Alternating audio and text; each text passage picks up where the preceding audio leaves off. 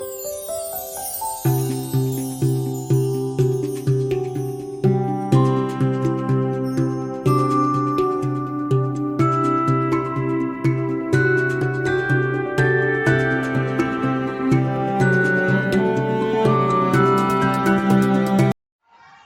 warahmatullahi wabarakatuh. Waalaikumsalam warahmatullahi wabarakatuh. Selamat pagi Bapak. Terima kasih banyak telah meluangkan waktu sesuai dengan permohonan wawancara berkaitan dengan dilema etika Pak. Pada hari ini Bapak saya ucapkan terima kasih telah berkenan untuk melaksanakan wawancara Pak. Ya.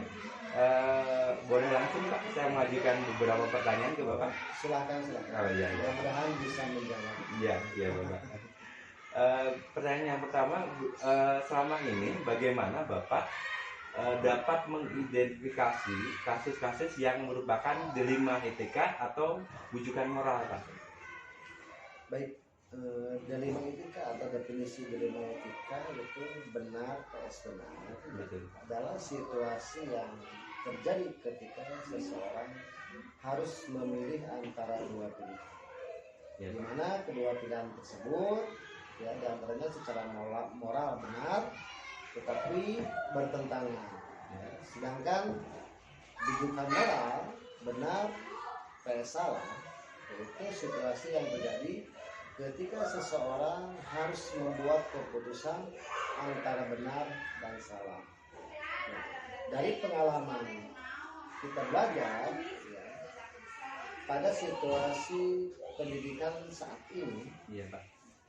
kita telah mengetahui bahwa dilema etika adalah tantangan berat yang harus dihadapi dari waktu ke waktu. Iya Pak. Ketika kita menghadapi situasi dilema etika, akan ada nilai-nilai kebijakan, ya, kebijakan mendasar yang bertentangan seperti cinta dan kasih sayang, ya, kebenaran, keadilan, kebebasan, persatuan, toleransi, dan tanggung jawab. Tanggung jawab di sini mungkin tanggung jawab terhadap anak dan masyarakat mungkin itu. Iya Pak. Iya Pak, identifikasi dari kasus-kasus dilema etika ya Pak. Untuk selanjutnya Bapak, bagaimana Bapak menjalankan pengambilan keputusan di sekolah, terutama untuk kasus-kasus di mana ada dua kepentingan Pak yang sama-sama benar atau sama-sama mengandung nilai kebajikan Pak? Seorang pemimpin atau sebagai pemimpin kita harus bisa menempatkan mana yang paling utama dan utama mungkin ya. Dalam pengambilan keputusan hendaknya kita sebijak mungkin Iya Pak. dengan memberikan memperhatikan segala aspek baik itu gurunya, sekolahnya, sehingga bisa dijadikan rujukan atau teladan bagi seluruh warga sekolah kita. Iya. Sebagai pimpinan belajar atau sebagai pimpinan, ya, seorang kepala sekolah itu harus bisa memberikan motivasi atau dorongan serta inovator terhadap rekan-rekannya, bisa mengapresiasikan kepada gurunya khususnya dunia dan bisa mengapresiasi kepada muridnya. Iya Pak. Jadi prioritasnya mana yang lebih penting dulu ya Pak ya. Otomatis yang lebih penting dulu yang diutamakan. Yang diutamakan ya Pak ya dari dua pilihan tadi ya Pak ya. Betul. Untuk pertanyaan selanjutnya, Bapak, langkah-langkah atau prosedur seperti apa yang biasa Bapak laksanakan selama ini dalam pengambilan keputusan yang berkaitan dengan dilema etika? Langkah-langkah yang dilakukan dalam dilema etika, ya. Yang pertama mungkin mencari topik permasalahan. Kemudian kita memusyawarahkan dengan rekan kerja atau dengan guru-guru yang lain, ataupun dengan kalau perlu kita dengan melakukan dengan komite sekolah. Komite sekolah ya Pak. Betul. Yang kedua itu mengembangkan informasi yang diperoleh ya dalam bentuk bagian-bagian atau poin-poin tertentu yang bisa Mudah ya. mempermudah masalah tersebut. Iya. Nah, mungkin itu Iya. yang bisa dilakukan oleh pihak sekolah, langkah-langkahnya. Sebenarnya seperti itu ya. Iya Pak. Baik. Untuk pertanyaan selanjutnya Bapak, hal-hal apa saja yang selama ini Bapak anggap efektif dalam pengambilan keputusan pada kasus-kasus dilema etika Pak? Ya efektifnya. Langkah-langkah yang dianggap efektif Betul Pak. dalam dilema etika itu yang pertama mungkin menggali bahwa di sana itu ada nilai-nilai yang bertentangan dengan situasi saat ini. Iya Pak. Kebetulan saat ini mungkin kita baru beberapa bulan baru akan PTMT Betul. ya. Iya. Karena sebelumnya kita kurang lebih mungkin 2 tahun Betul. dari karena kasus Pandemi ya Pak. pandemi. Covid ya. Betul.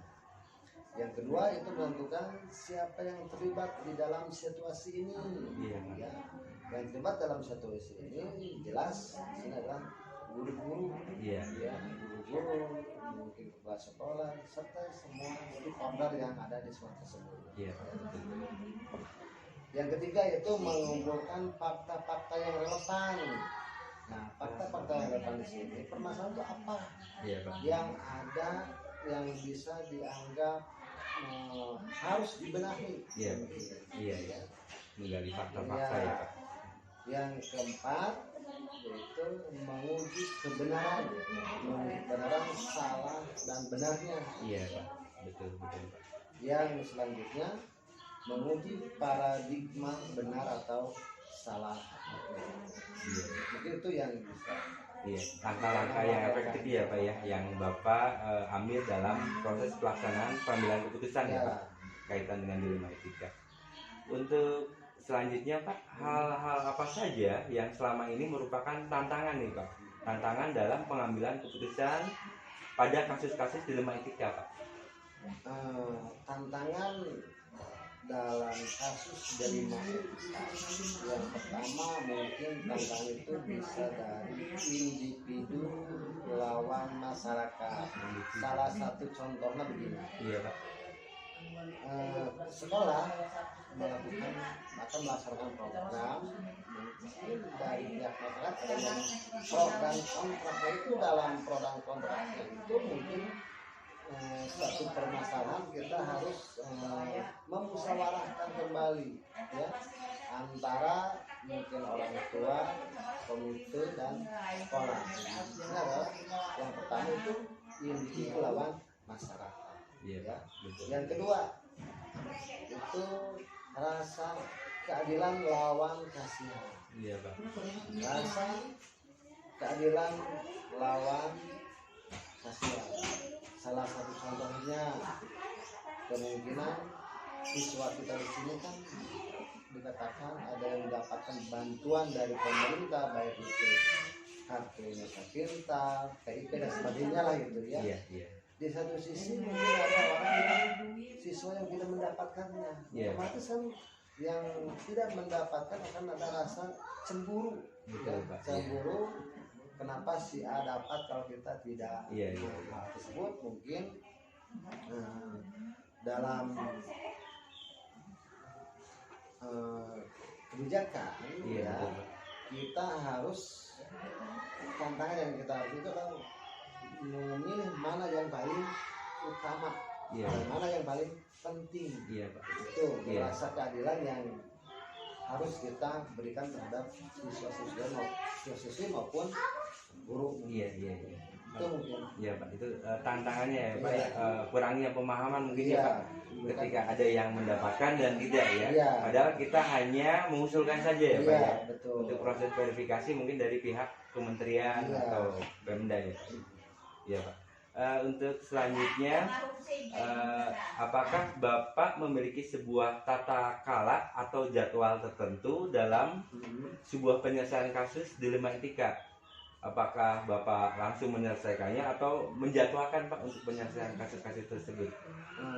Kalau ada masalah kasus seperti ini, biasanya sebagai kepala sekolah otomatis melakukan suatu proses itu langsung dilaksanakan hari itu juga. Jadi diselesaikan pada waktu itu juga, tidak menunggu lalu waktu lah, tidak. Jadi itu ada masalah, kita pecahkan bersama, dimusyawarahkan supaya ada hasil yang memuaskan. Jadi permasalahan cepat terselesaikan. Jadi tidak mengagendakan ya Bapak ya, tidak menunda-nunda, tapi langsung diselesaikan ya Pak. Pada waktu itu juga. Pada waktu itu juga. Iya Pak. Untuk selanjutnya Pak nih, ada seorang atau faktor apa saja yang selama ini mempermudah atau membantu Bapak dalam pengambilan keputusan kaitan dengan kasus-kasus dilema etika Pak? Faktor-faktor yang bisa mempermudah dilema etika, ya, di antaranya agama, sosial, itu yang bisa mempermudah kita dalam situasi seperti ini.